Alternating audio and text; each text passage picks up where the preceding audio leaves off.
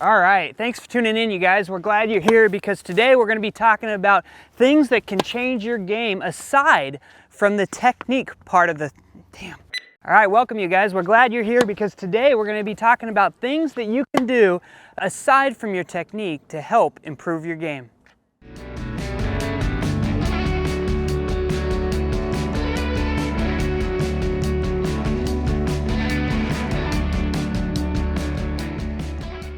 The first thing you can do is after you split step, you want to stay really low and continue to stay down throughout the rally. As I'm splitting and waiting for the ball, I'm staying down low. I'm not popping up. By staying low like this, I'm lowering my center of gravity so that I'm balanced, and I'm hitting the ball much further out in front because my legs are low and I'm able to step into the ball. You'll see players like Angelique Kerber and Novak Djokovic, when they hit the ball, it looks like they're sitting in a chair. They're way down here.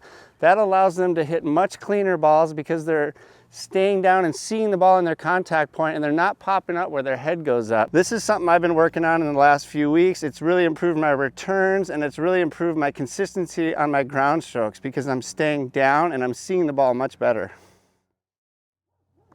As Todd just mentioned, staying low helps keep your head still, and keeping your head still is extremely important because, as you can see here, for that brief second, I'm able to really track the ball, and I'm able to track the ball like that because my head is staying so still. I'm going to show you today how to watch the ball, truly watch the ball. And what I mean by that is you should be able to see the blur of your racket, strike the ball, and take the ball away. And it's going to be pretty easy to see today because I've got this extremely bright racket. I'm going to show you what I mean. You guys are now looking at the tennis ball exactly how I'm looking at this tennis ball. And what you're going to look for is the blur of this racket to strike that ball away. Take a look. Can you see how the blur moves through the frame? That's how I see the ball every time I hit. Federer does the same thing. I learned that from him. That blur is what you want to look for every time you strike the ball. I hope that helps. So if you're a player that is unsure whether or not you're seeing the ball at contact, maybe you've got to keep your head a little more still so you get a chance to really track that ball.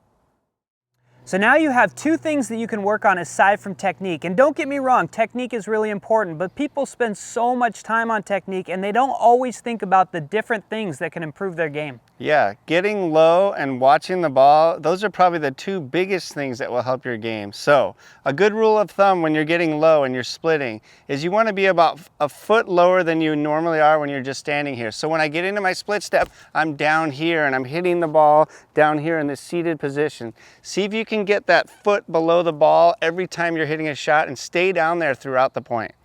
You guys, we're trying to reach 1,000 subscribers before October, so if you haven't subscribed in the past, please do that now, and if you have, we really appreciate you. Hit the like button for this video here, and we will see you again next week. See you next week.